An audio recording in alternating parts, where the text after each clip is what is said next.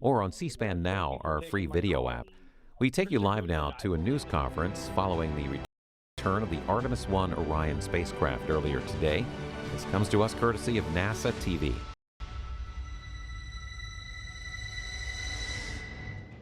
Good afternoon and welcome to NASA's Johnson Space Center.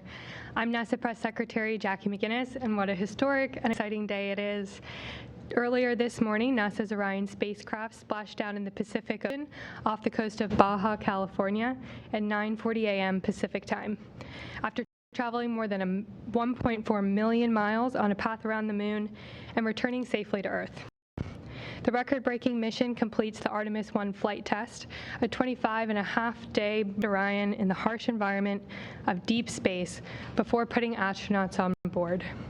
Today, to give you an update, we have Bill Nelson, NASA Administrator, Vanessa Weish, Director of the Johnson Space Center, Janet Kennedy Space Center, joining us remotely, Jim Free, the Associate Administrator of the Exploration System Development Mission Directorate, Mike Serafin, the Artemis Mission Manager, Howard Hugh, the Orion Program Manager, Emily Nelson, Chief Flight Director here at Johnson, and Melissa Jones, Recovery Director at Kennedy, who's joining us remotely from the recovery ship.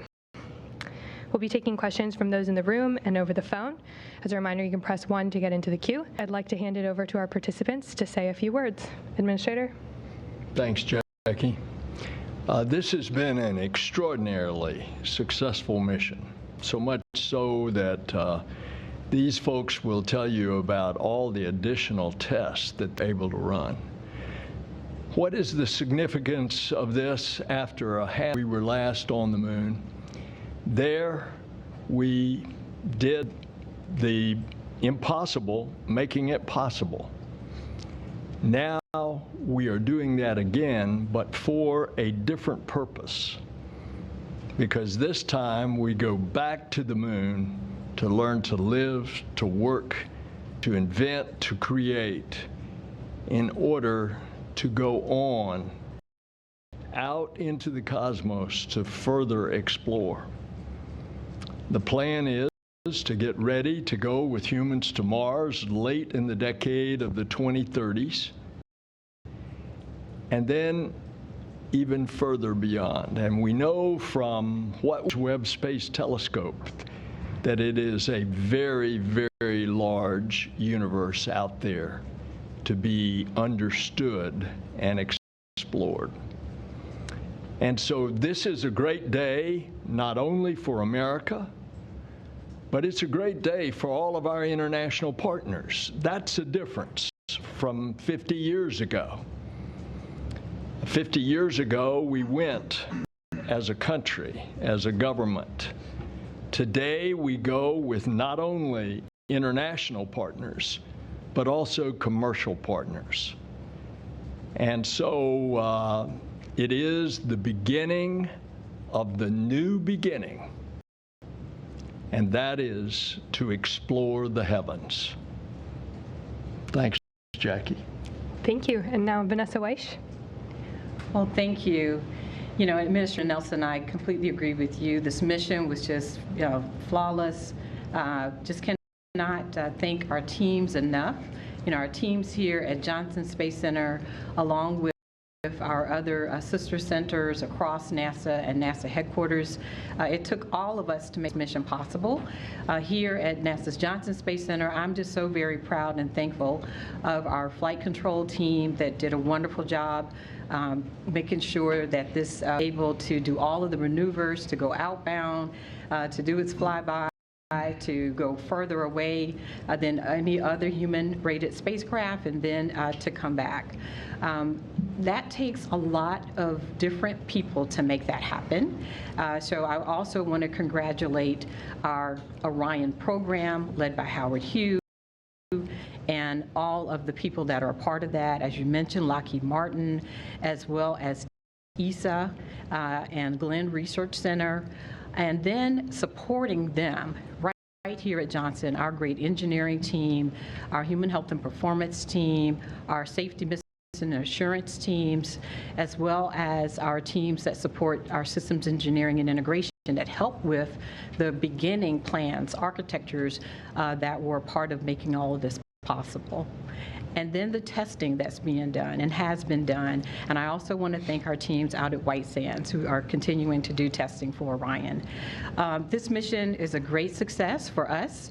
Right now, this tells us that this spacecraft has the outer bones and everything that it needs. So now we are going to go and finish outfitting it so that we can put humans on board on Artemis 2. And that's, for us, a big, big deal because we'll put our astronauts. So we're very much looking forward to that. And I just want to say again, congratulations to the entire team. Thank you, Jackie. Thanks, Vanessa. Next up, we have Janet Petro joining us from Kennedy. Hey, good afternoon. And it really is great to be here with you all today. You know, Kennedy Space Center was there at the very beginning of this journey with Charlie Blackwell Thompson as the launch director. And here we are at the end of the mission. I think you're going to hear from Melissa Recovery team lead from the Exploration Ground Systems here as well. You know, and that launch campaign was not easy. There were a lot of setbacks, but the collective team really relentlessly pursued getting that launch off, and the entire Space Coast was lit up as SLS and Orion took off, and we watched in awe, and then we followed the vehicle as it made its journey around the moon, and we held our breath all morning long as Orion went through its deorbit and splashdown paces. It really was surreal. We all talked about it being a test mission, but I think this vehicle and the performance really exceeded all our expectations. I'm really looking forward to Orion back at Kennedy at the end of this month in a few short weeks where we'll bring it back into the processing facility, take out the remaining payloads and service it, deservice it, and then take a really good look at the heat shield and see how that system performs. You know, I got to say, it is Kennedy Space Center's 60th anniversary, and the administrator kind of talked about the previous 50, 60 years, all about Apollo and shuttle, and this is really capping off our diamond anniversary at Kennedy as we look forward to the next 60 years and everything that Artemis is going to be doing for our future here at the agency. So thank you very much. What a way to cap off an excellent year. Next up, we have Jim Free. Thanks, Jackie. Good afternoon, and what a great day. You know, two pictures from this week that sum it up for me: an empty mobile launcher rolling back, and that spacecraft in the water there in the Pacific. A remarkable mission by every single one involved. Congratulations to folks that have worked on this for years. Some people their whole career, some people half of their career. It's great to see this first flight come to a close so we can move on down our path of our sustainable presence at the moon. You'll hear a lot about Artemis 1 and things we did on the vehicle in this flight and still have data to review, but we definitely pushed this vehicle far so that we can be new, which is happening today at Kennedy. The service modules there, the engine section arrived yesterday, reality, and ironically, so are the next missions all the way out through Artemis 5. We have hardware today in work around the world through Artemis 5. This isn't just a one flight and we're done. We are on our path to getting on the moon, to getting the understanding we need to go on to Mars, and doing the science that's front and center here in our program. These missions are complex. We talked a lot about that at the beginning. They will become increasingly complex for us.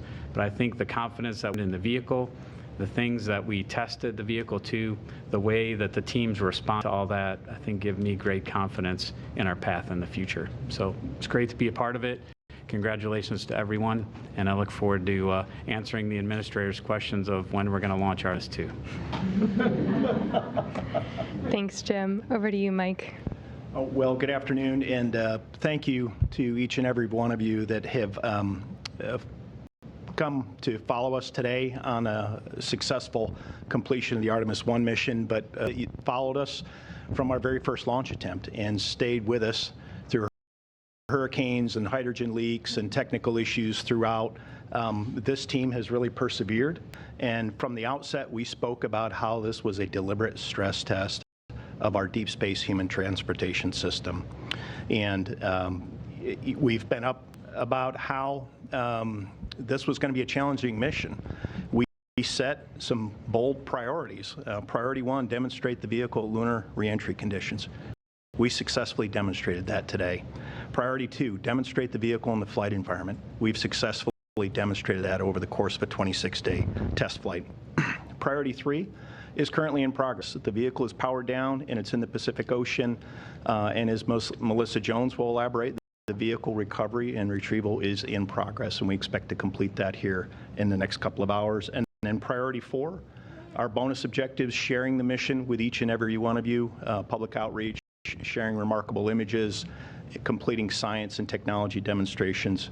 We've completed that, plus some bonus objectives. So this is what mission success looks like, folks. This was a challenging mission, and this is what mission success looks like. One of our forefathers in the Apollo program, Hugh Dryden, spoke about the purpose of flight testing. And he said it was to separate the real from the imagined, the unknown. And I don't think any one of us could have imagined a mission this successful, but we had a very successful flight test. We now have a foundational deep space transportation system. And while we haven't looked at all the data that we've acquired, we will do that over the coming days and weeks and fully understand and appreciate the margins that are there. I'll just say in closure, we're sharing a historic day with the Apollo 17 mission, and Gene Cernan left a plaque on the surface of the moon, and I'll paraphrase it here. May the spirit and the peace in which we executed this mission continue forward for all mankind. This mission was a peaceful mission using partnerships from across industry with our international partners, with our science partners, and we're going to grow out from here. There are more complex and more challenging missions ahead, but we've got a foundational capability here. So with that, I'll pass it back to you, Jackie. Thanks, Mike. Now over to you, Howard. Thank you, Jackie. Good afternoon, everybody. What a fantastic day in Artemis. Senator Director Weiss said we have an Orion team would have been tremendously happy just getting the data, but this accomplishment that we've been able to do all through this 25.5-day mission has been so rewarding, and we've been able to get a lot of data. And I want to thank the teams today. They've worked really hard. The flight operations team has done a tremendous job operating our spacecraft. Our engineering team, our safety team, and our lead integration team has been tremendous in trying to not only just get the data down, but also looking at the data and adding additional objectives. I'll give you some highlights. We were able to be very successful in terms of our operating our systems in space, and our return has just been the same in terms of our able to hit 0.02 degrees within what we want to do for our flight path angle, and we landed within 2.1 nautical miles of our target landing site. Our requirement was 5.4 nautical miles, so tremendous success in terms of return. Of course, we demonstrated 6 skip entry capability. That went flawlessly as well. And we'll be looking forward to our heat shield data as we gather that and learn more about the heat shield performance when we get the capsule back. But overall, the mission has been tremendously successful. We've accomplished over 122 of our flight test objectives that we had planned. And we added a bonus of 20 real-time flight test objectives as well. So great job to look through the data even more, and we're ready to accomplish Artemis 2 going forward. So thank you. Thanks, Howard. And now we have Emily Nelson. This mission, this spacecraft and this team exceeded all expectations. I think we're all in unison on that. The spacecraft performed so well, able to start looking ahead at Artemis 2 and thinking through how else can we push the boundaries on this flight? What else can we learn? Where we can push on? Where are there opportunities for us to improve on our products for the next flight. And so for the last 25 and a half days, we've been every day looking to the next flight to see how we can improve on where we are today so that we can fly a safe and successful mission with our astronauts next time around. Team and mission control will spend a number of months combing back through every experience that we've had in the last month and improving our products, figuring out what we could do better, figuring out what went well and we want to repeat. And meanwhile, in low Earth orbit, we will continue to develop the technologies that are going to make Artemis 2, 3, 4, and subs successful. We'll be installing another rollout solar array, which is the technology that we'll be using on Gateway. We'll be continuing to develop some of our more human systems inside of the space station. So our work has really just begun, and we're really looking forward to unpacking everything that we had to learn from this mission as we prepare for the next one. And now we'll head out to the recovery ship and hear from Melissa Jones. Good afternoon from the USS Portland. It's a beautiful day to be on a ship. The Orion continues to perform nominally even post-splashdown. We just completed our open water hazard assessment of thrusters and RF radiation and all were within limits. Currently we're doing some underwater imagery to get some good pictures of the heat shield before we bring it into the ship, and sea states are looking good for well deck operations at this time. So we'll continue with our open water operations. We're going to put a collar around the capsule and the ship will approach and we'll attach lines and bring Orion into the ship. And at this time, everything's picture perfect. Thanks, Melissa. Now we'll move into the question and answer portion of our event today. We'll open it up again on the phone and here in the room. Again, press *1 to get into the queue. Our first question is from Marcia Dunn with the Associated Press. Hi, Marcia Dunn at the AP here at the Kennedy Space Center. Two timing questions. So Artemis 2, we keep hearing 2024. When in the year 2024 might that happen? Can you roll in that date at all to make it quicker? And when will the crew of Artemis 2 be announced? Yeah, I guess I'll go ahead and take the first question. We've talked always about around 2 years between Artemis 1 and Artemis 2. There's still a great deal of work to do on the crew module in terms of the hardware installation. I think everybody knows we're taking some of the boxes out of Artemis 1, putting them back for retest, and then putting them into the Artemis 2 vehicle. Then the crew and service module go together and go through a series of tests. So right now, we're still looking at that 2-year time frame from Artemis 1 to 2. I think one thing we've always been concerned about is what do we learn from 1 and are there changes we have to make? I think we've learned a lot from 1. TBD if there's changes. So that's some of the work we'll be going through and then kind of get that final assessment on a date for 2. But we've always talked about 2 years between missions. Earlier about the administrator asking me about it. We obviously want to try and do it quicker, to your point, Marcia. And Howard and his team on the Orion side are always looking to ways to do things quicker. We're trying to roll in lessons learned from the processing of the Artemis 1 vehicle at Kennedy. Are there things we can shorten there or optimize? So that's all of our lessons learned path going forward in the near term. I'll turn the second question to Vanessa. Awesome.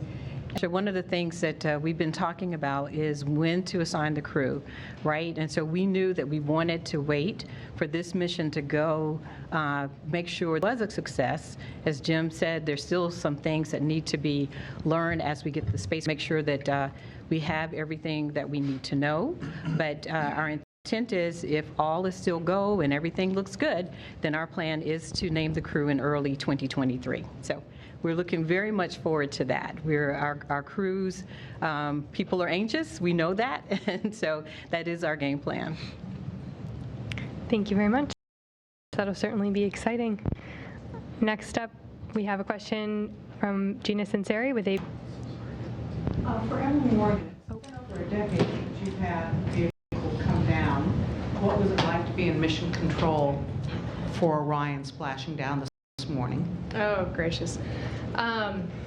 Personally, You know, I was talking with Rick LeBrode, our lead flight director, a few times during the day, and he commented several times that it just hadn't sunk in yet. It just really hadn't sunk in. So I'm going to echo that. It for sure has not sunk in yet. I would also say that coming to work every day for the last 26 days, I feel like any minute now I'm going to get used to walking in and seeing these amazing pictures on the front boards and at the front of Mission Control. This morning we were finishing up some data downloads, and so that was using up all of our bandwidth, so we didn't get pictures for a little while. And then suddenly the picture pops up, and it's the most beautiful picture I've seen of Earth as we're coming back to it. And I mean, just awe-inspiring, like stunning. You know, one of us notices it and points at the screen, and everybody else just pauses for a second to just soak in. There's a ship that has just been at the moon, been farther away than any spacecraft built for humans has ever been, and now it's about to splash down in the Pacific, and we get to be here for this. And so it's certainly a momentous occasion. Thanks very much. Next, we have a question from Bill Harwood with CBS News. Yeah, thanks a lot. A quick one for Mike Serafin, if I could. Mike, what was the biggest prize for you during this mission? Something that might have caught you off guard, or either happily or unhappily. And you mentioned the Artemis II engine compartment getting here to KSC. Can you talk about the challenge of assembling the core stage in Florida versus Michoud, what that buys you? Thanks. Yeah, Bill, thank you for the question. The biggest surprise for me was a positive one, and it was simply that the first time flight of a brand new rocket, a brand new spacecraft, first time operations went as smoothly as it did. And I think that's a testament to the level of preparation, the quality of workmanship, just the overall level of test and integration and just effort put into getting this mission ready to fly. In terms of bringing the core stage engine section to the Kennedy Space Center, you know, that's an efficiency that we're looking at, and shipping it and then assembling it vertically is something that we've been prepared to do. And the infrastructure at the Kennedy Space Center affords us an opportunity to do that, as opposed to a horizontal integration at Michoud Assembly Facility near New Orleans. The work at Michoud is still going to keep going on. We still need to build tanks. We still need to build the large components, and we'll ship the bulk of the core stage, minus the engine section, to the Cape, and then mate it at the Cape once it gets there. It actually affords us some efficiency by splitting the workforce rather than having competing workforce on the or competing work instruction priorities on the shop floor at Michoud. So I think it's a good thing, and it again is learned how to integrate one of the more complex systems on the core stage. I don't know, Jim, you've been in some of those conversations as well, and if you have anything to add on the core stage. At Michoud, we have to construct a clean tent around the engine section when we do a lot of the installations or take things off to test. So at Kennedy, we actually, and so you take that up and down, it adds time. We don't have to do that. We'll process in the space station processing facility. So we're hopeful that the engine section, which is incredibly complex, will schedule time. And then the work Mike mentioned about workforce, the exploration upper stage work at Michoud also. So we have a lot of work for those folks to do on stuff out through Artemis 4, and we're already starting weld confidence articles and structural articles on the exploration upper stage. So it helps us with efficiency and hopefully getting to that one-year cadence as fast as we can. Next up in the room, we have a question from Eric Berger with Ars Technica. Hi, thanks very much, and congratulations on such an impressive flight. I mean, it really was pretty awesome to watch, I think. The first question is for maybe Howard or Mike. On the coming back today, it looked like the capsule was kind of swinging back and forth, maybe doing some roll maneuvers, and was that as planned? And then second, administrator, I think one of the most remarkable things about this moment is that everyone is behind Artemis. You got the White House, Congress, international allies, traditional space, commercial space, and most of the space advocacy community. I think that's pretty unique, at least since Apollo. And so I'm wondering sort of what you attribute sort of that almost universal support for what you're trying to do at this point. Oh, I don't. Hey, Eric, thanks for the question. Yeah, we do roll maneuvers, especially up front on reentry, give us the lift vector. So it'll give us a positive lift vector when we do the skip entry. And so it's really important. Of course, we will do some roll orientation under the chute, so we make sure we land appropriately when we splash down the water as well. I don't know specific times you're referring to, but we certainly would do some rolls. Yeah. So I'll elaborate here a little bit, Eric. The center of gravity and the center of lift are slightly offset, and the way that you control the lift vector is you rotate one about the other, and you can control which direction the vehicle is lifting up, lifting down. So those were purposeful rolls. I'm familiar and recall seeing some of the rolls when we had a signal between the two blackouts, and that was per the plan. Blackouts were planned. We knew that those were coming as well. Anyway, and you had the support question, sir. Eric, the answer to your question is space is the place. And you see that. You see it in the eyes of children. You see it in the interaction of our guys in the blue suits, our astronauts, when they walk into any room, whether it's young or old.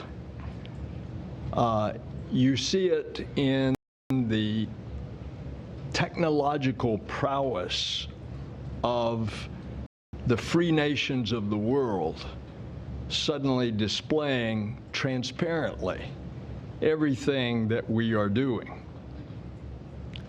You see that in a nation that has been riven with partisanship. That doesn't exist here. NASA is basically nonpartisan.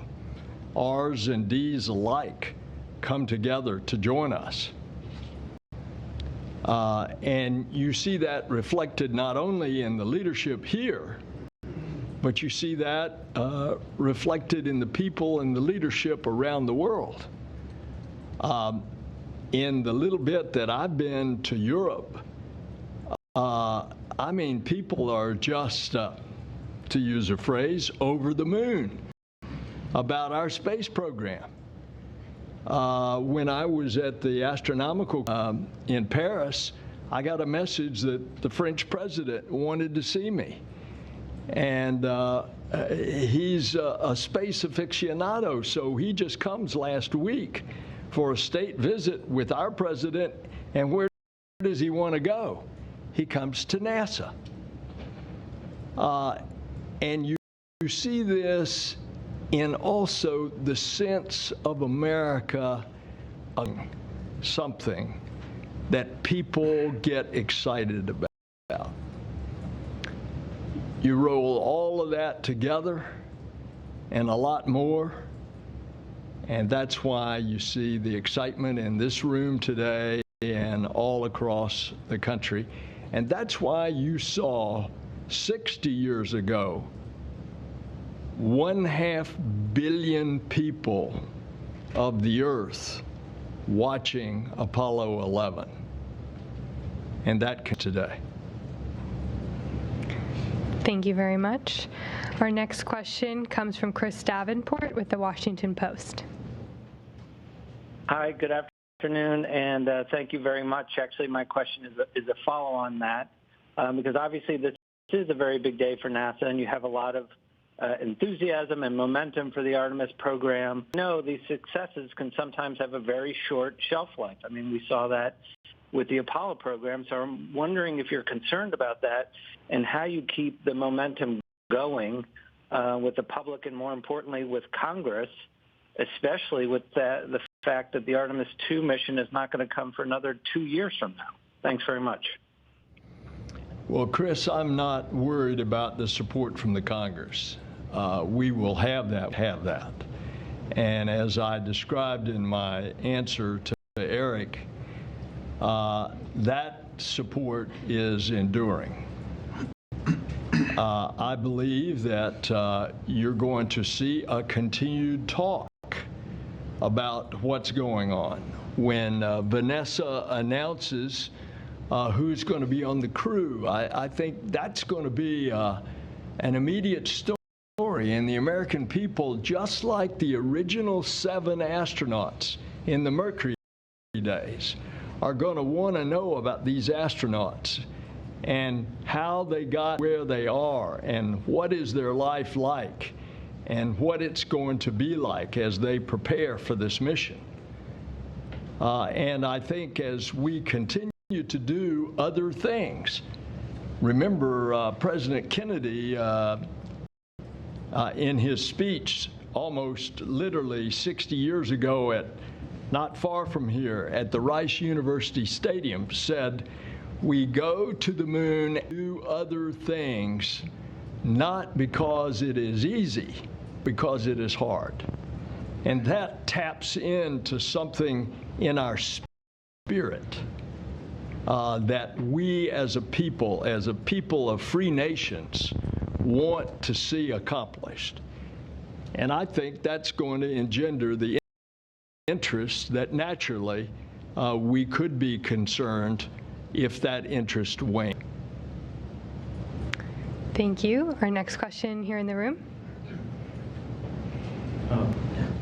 Thank you, Mark Carreau with Aviation Week and Space Technology. If I heard correctly, it sounds like the capsule will go overland to Kennedy. I just wondered if there's a reason for that, like if it's going to stop in between, or it's just don't want to take a chance of putting or something. I don't know. Thanks.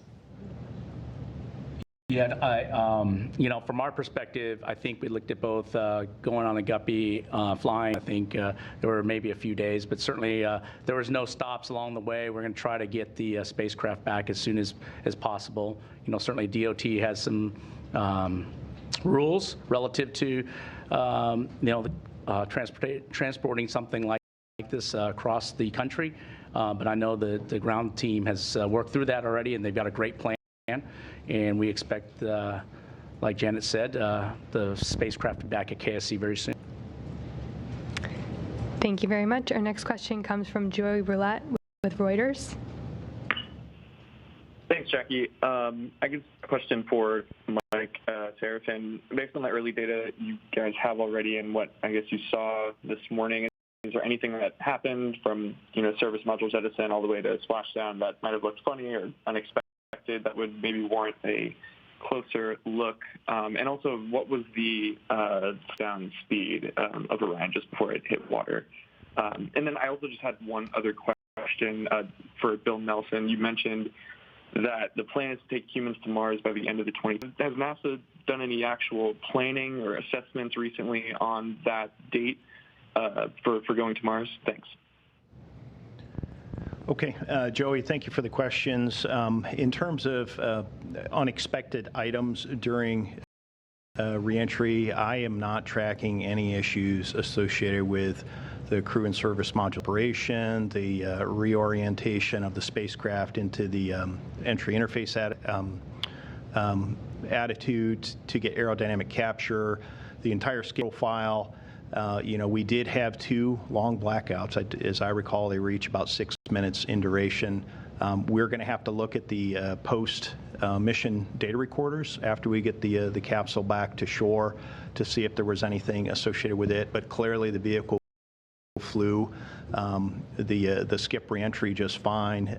The entry guidance system was spot on, as Howard indicated earlier, relative to the targeted landing site. We came down within eyesight of the recovery ship, and the vehicle was clean. Post splashdown, all of the uprighting bags that protect in the event that the capsule flips over and needs to be automatically uprighted. All 5 the bags inflated, and the vehicle was powered down successfully without any thruster leaks or hazards or anything along those lines. The team did leave as part of one of our flight test objectives, leave the vehicle powered for 2 hours post splashdown to gather thermal soak back data as we came through the Earth's atmosphere. The vehicle. Saw temperatures outside of it at nearing 5,000 degrees Fahrenheit. That soaks back into the vehicle structure. We did collect data by having an extended power up on the surface of the ocean. All that was fine. All the parachute deployments were fine. Probably the only thing that happened that we may happen and was likely was the forward bay cover sank in the ocean before we could recover it, and the parachutes sank before we could recover those. But we knew that was a possibility prior to flight. The fact that the parachute deployment sequence was all nominal really makes the retrieval of the parachutes kind of a moot point. So, in terms of anything unexpected, I would say no. The splashdown speed, I didn't get an exact speed, but we were targeting around 20 miles an hour, and that appeared to be about what the splashdown speed was, but we could follow up with you afterward to get an exact speed. The goal of going to Mars was first announced by President Obama, and it was thought at the time that it would be about 2033. But that was a dozen years ago. And now a more realistic goal is the end of the decade of the 2030s. But a lot of this will depend on the development of new technologies, the ability to sustain humans for a long period of time all the way. Part of that is going to be how fast we can get to humans, how fast we can get to Mars with a crew. And so we finally broke through with the Office of Management and Budget on nuclear thermal propulsion and nuclear electric propulsion research. I think that will be supportive by the Congress. New technologies to propel us there faster. And so that is why we set a target at the end of the decade of the 2030s to go to Mars. And then we're going beyond. Thank you. Our next question is from Micah Maidenberg with the Wall Street Journal. Hi there. Administrator Nelson, you were, of course, a major supporter of the 2010 legislation that was key to getting Artemis 1 completed. Do you feel any sense of personal vindication today by the completion of the mission, especially given the performance of SLS and Orion after some of the technical challenges with the hardware over the years and criticism of that bill? Thanks. The success of the mission today is because of a team like this and all the people that they represent, including our international and commercial partners. That's why we have come to this extraordinary day today. And I got to go get on a plane and go back to D.C. These guys are going to celebrate. I'm going to miss it. Thank you. Our next question comes from Jackie Waddles with CNN. Hey, everyone. Congratulations. So I thought I remembered last week, and correct me if I'm wrong, that around like 2 to 3 hours in the water, and it sounds like now it's going to spend a bit longer, maybe up to like 5 or so hours. Is that true? And why will it be in the water a little bit longer? And then I was also wondering, based on the data you've collected after splashdown, if you could tell us like what exactly the cabin temperature ranges looked like. Thank you so much. Is Melissa still with us? Otherwise, I'll take a crack at that one. Melissa, are you with us? Hey, I'm here. Part of the question dropped out, though. Can somebody repeat it? Her first question was about, her second question was about the cabin temperature, and the first question was about how long Orion was going to be in the water. She thought she had heard 2 to 3 hours, and now it seems maybe more like 5 or 6. So she was looking for confirmation and an explanation on why. Yeah, I can answer the first question, and we'll have to let let somebody else answer the thermal question. So this recovery is about 5.5 to 6 hours, and the reason for that is because the first 2 hours we had a powered up flight test objective. We have about an hour and a half of all about gathering data because it's a test flight. And then the last hour and a half to 2 hours will be installing a collar on it, attaching lines, and getting it in the well deck. So typically a recovery with crew on board that wasn't required for all of the flight test objective data that we're trying to test objectives would be significantly less than this in under 2 hours. But in this case, we're being very careful, trying to get all the data we can and trying to be very careful with the capsule when we bring it in and we set it down on the cradle. Thanks, Melissa. And I'll answer the second part. So when we landed, Mike mentioned, understand thermal environment in the cabin itself. So it was 60 degrees Fahrenheit. And when I left, after about an hour, it got to about 71 degrees. So really great data, very much in what we expected, and a great way to collect the data for this flight and understand how the cabin environment will be for the crew on Artemis 2.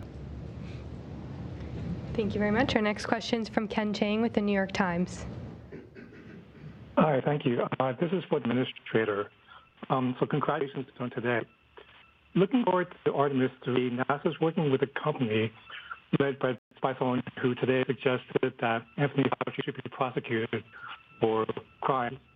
And I was wondering, is there anything that Elon Musk could say that gives NASA a pause on SpaceX's ability to execute this conduct? Thank you. Hey, Ken, I'm really sorry your connection was cutting out in the room. Do you mind repeating your question? Can you hear me?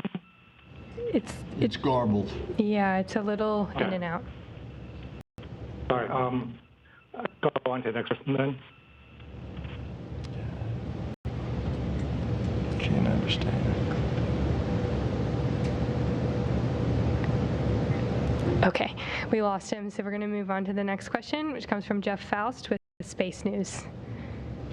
Hi, good afternoon. A question for Mike Serafin or Howard Hugh. I know you're still looking at the data, but from the first look at the data, how well did the thermal protection on Orion perform compared to the models you had before the flight? You can start, Howard, if you want, or I can. Well, I would say that it accomplishes job returning the spacecraft to the water. I think this is very important for us to collect the data. Divers are in right now getting some visuals of the heat shield, and looked like the back shells were doing pretty well as well for the TPS system or thermal protection system. So I think overall we're happy with the global performance, but we're going to look at the data very carefully. We've collected a lot of imagery and other data on its way down, and it'll be really important from an inspection perspective in terms of its overall detail. Say, very happy with what we've seen so far on the heat shield.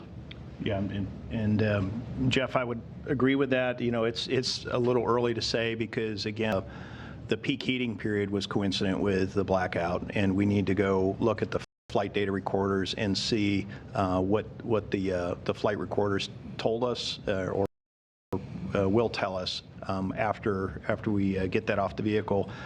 But just the first blush look at the vehicle, obviously it survived the skip reentry, and there was some charring on the outside of the vehicle on the silicon oxide tape. We expected all that. We saw some hazing on the windows. We expected all that. So initial indications are very favorable, but there's more ahead of us in terms of exactly understanding what the reentry flight test told us. Thank you. Our next question is from David Curley with the Discovery Channel. Thank you, Jackie. I think this is either for Free or for Serafin. I know there's a lot of data to digest at this point, but are there one or two or three things that you can tell us that you'd like to change from one to Artemis 2? I'll just talk about the one part, Mike, and you're happy to add whatever you like. I think I mentioned one earlier about our processing flow. I think there's things we can continue to work on of everything we're doing on the front end to improve our timeline of getting the vehicles stacked out to the pad, do some of the unique Artemis 2 tests we're going to have to do. I'd point that out from that stuff we have under our control right now. Right, we don't need the data back from the vehicle to change that. We do have a structured lessons learned process that we'll go through that'll gather all this information and factor into the Artemis II schedule. But definitely the processing for me is the highlight. Mike, I don't know if you have anything else.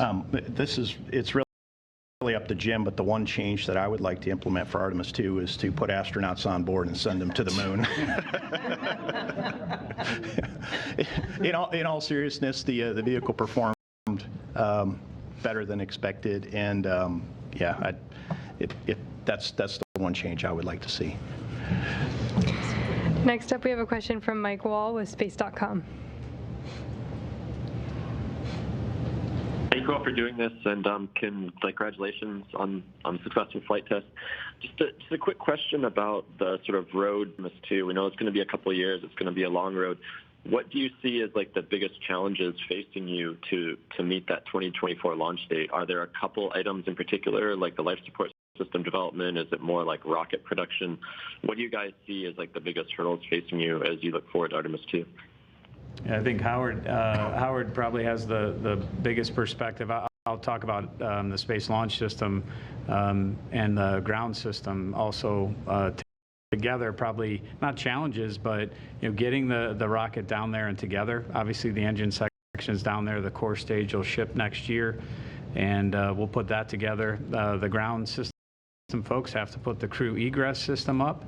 That will be a big part of their schedule in the coming year. So those are, I'd say, for me on those two. But Howard, from an Orion perspective, your thoughts? Yeah, thanks, Jim. We're making great progress on the crew module and the service module for Artemis 2. The teams have been putting all the hardware in, and we're in the process of doing the testing actually at the integrated system level.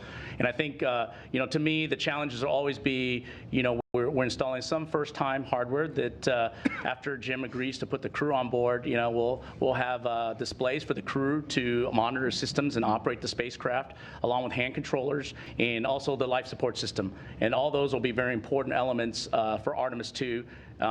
Those are still ahead of us in terms of overall integrated system testing. And of course, we have stacking of the crew module, service module, and then the fueling of the spacecraft. So all those will be ahead of us. They're things that we've done previously, and I'm sure the team will execute them as we have on Artemis 1.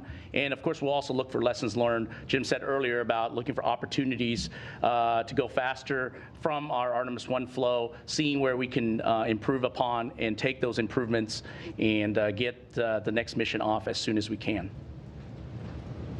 Thank you very much. Our next question is from Stephen Clark with Spaceflight Now.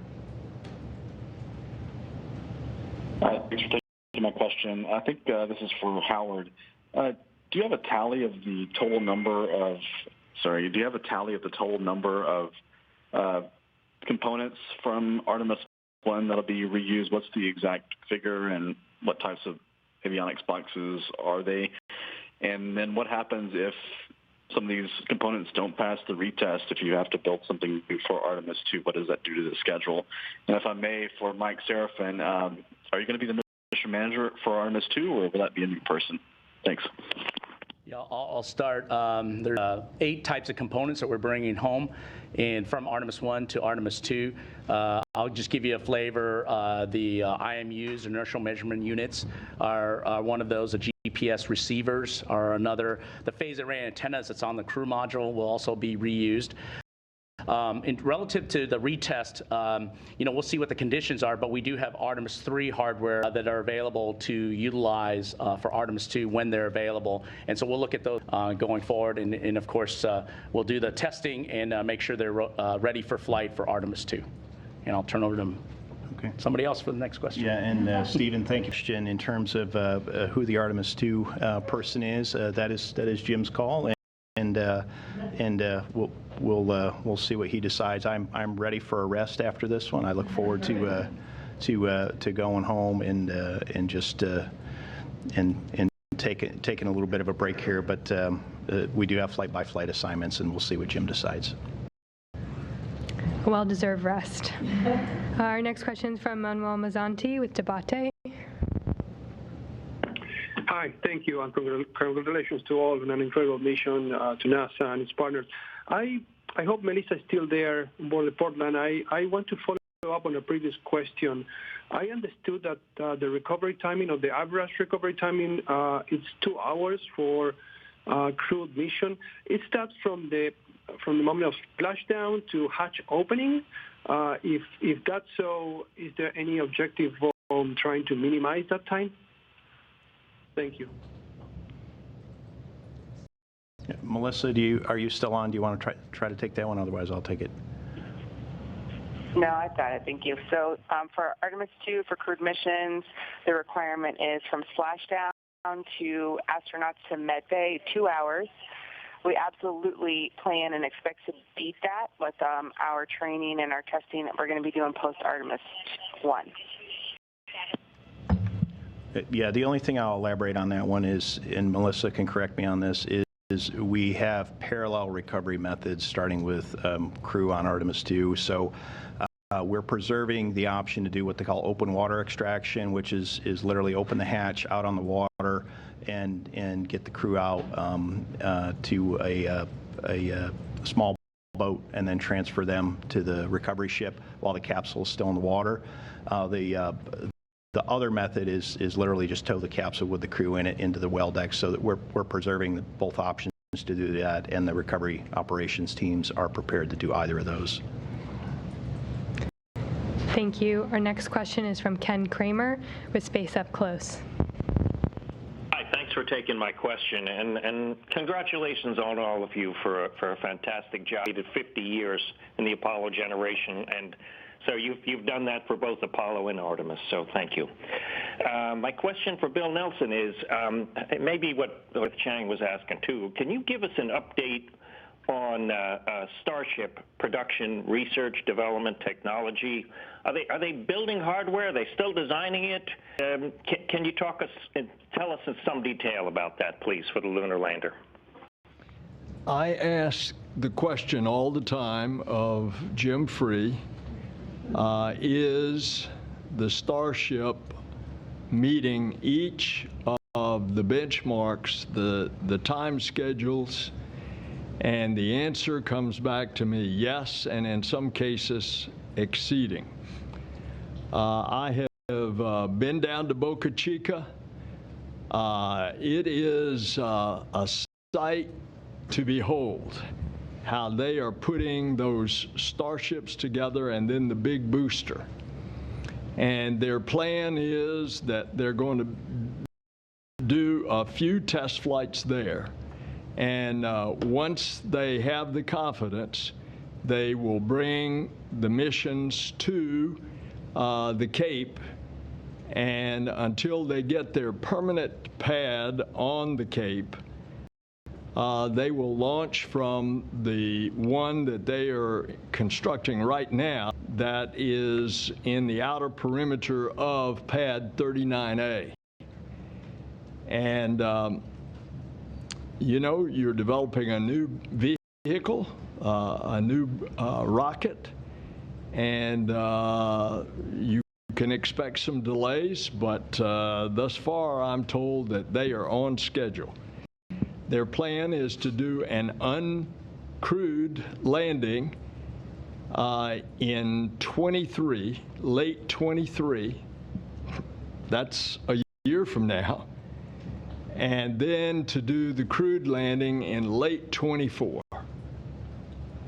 So slips are always possible because it's a brand new system, but they have been quite impressive in what they have done with other systems. Thank you. Our next question comes from Zach Aubert with Launchpad News.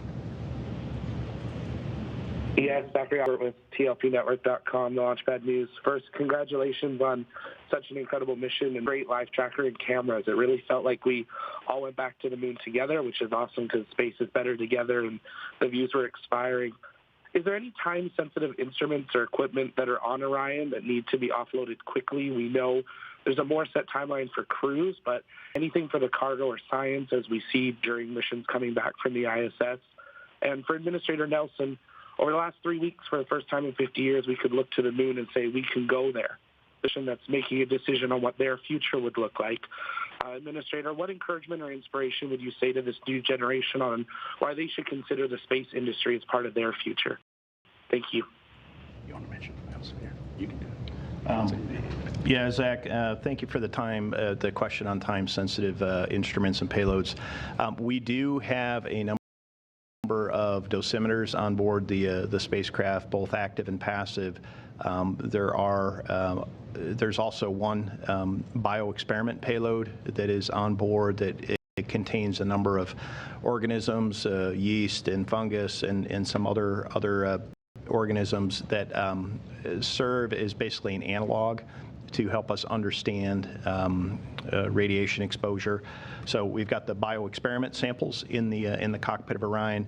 We've got the Mare mannequin torsos that one had a radiation vest on, one did not, and we'll get baseline data from that.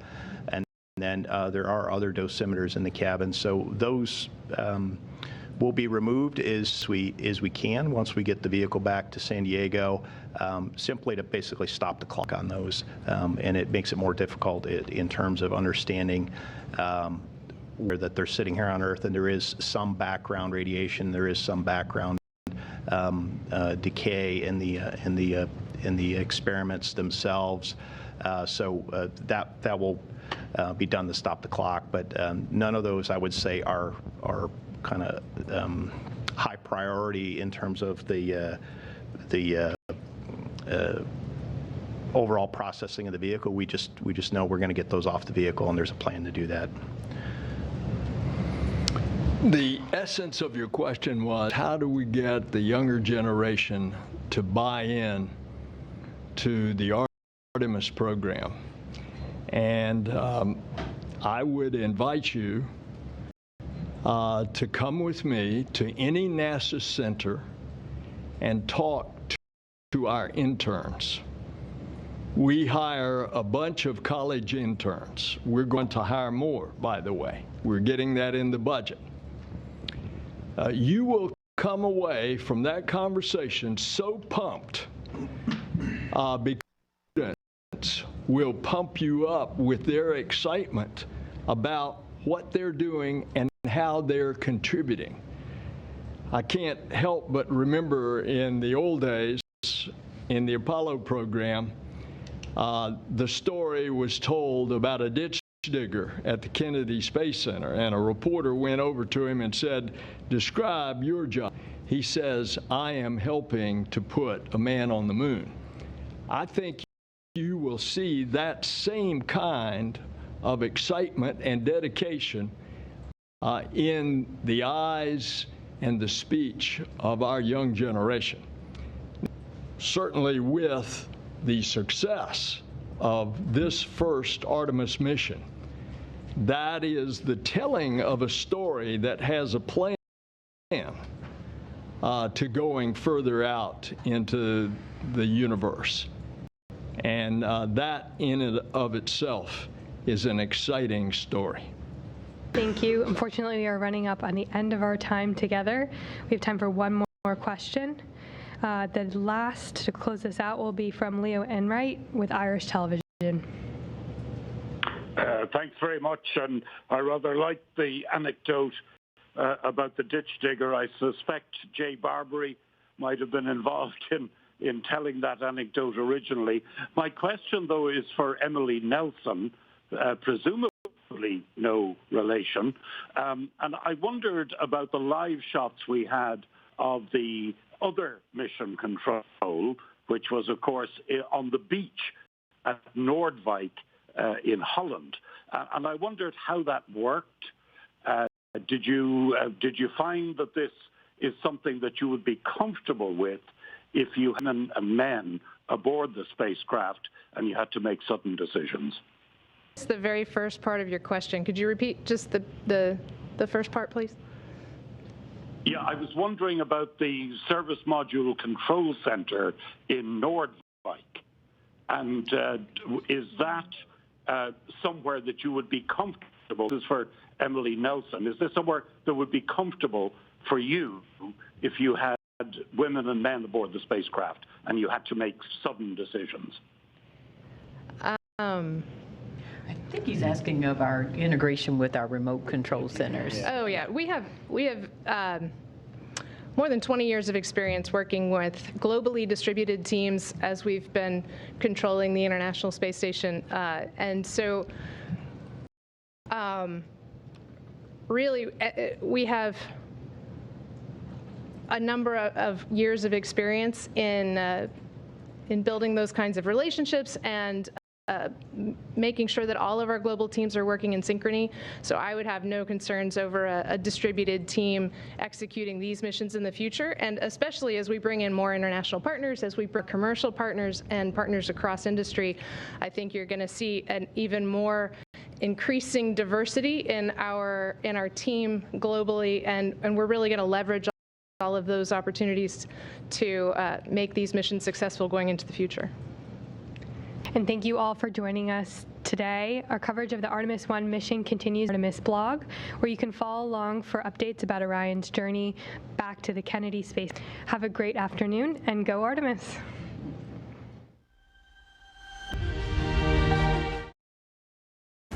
C-SPAN is your unfiltered view of government.